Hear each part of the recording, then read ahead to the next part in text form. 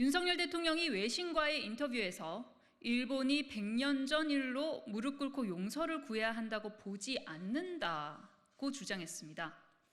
윤석열 대통령의 일본 과거사에 대한 인식에 경악을 금할 수 없습니다. 대한민국의 주권과 국익을 지켜야 할 대통령의 입에서 나올 수 있는 말인지 충격적입니다. 윤석열 대통령은 어느 나라 대통령이기에 일본을 대변하고 있습니까? 윤석열 대통령은 무슨 권한으로 일본의 침탈과 식민 지배에 면죄부를 줍니까? 우리나라가 용서하면 되는 문제를 여태껏 용서를 강요해서 양국 관계가 악화됐단 말입니까? 양국 관계 악화의 원인을 과거사에 대해 반성하지 않는 일본 대신 일본을 용서해주지 못하는 우리나라로 돌리다니 그저 기가 막힐 뿐입니다. 윤 대통령은 유럽은 지난 100년 동안 여러 차례 전쟁을 겪었지만 그럼에도 불구하고 미래를 위해 협력할 방안을 찾았다고 강변했습니다. 유럽의 역사는 유럽의 특수성이 있고 한일의 역사는 한일의 특수성이 있습니다.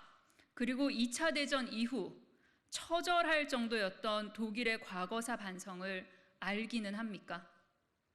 그에 반해 일본은 지금도 과거사에 대한 반성과 사과를 부정하고 있습니다.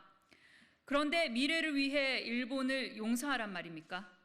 그 미래는 누구를 위한 미래입니까? 윤석열 대통령은 결단이 필요한 문제였다. 설득을 위해 최선을 다하겠다고 말했습니다. 누구를 설득하기 위해 최선을 다하겠단 말입니까?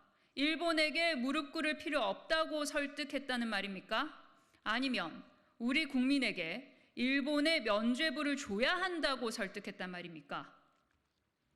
거짓된 주장으로 국민을 우롱하지 마십시오. 이럴 거면 지난 대선 당시 당당하게 일본을 용서하자고 말하시지 그랬습니까? 역사를 잊은 민족에게 미래는 없습니다. 그런데 윤석열 대통령은 대한민국 국민을 역사를 잃은 국민으로 만들려는 것입니까? 역사를 잊은 대통령에게 무엇을 기대할 수 있겠습니까? 윤석열 대통령에게 과연 대한민국의 주권과 국익을 맡겨도 되는지 대단히 의문스럽습니다.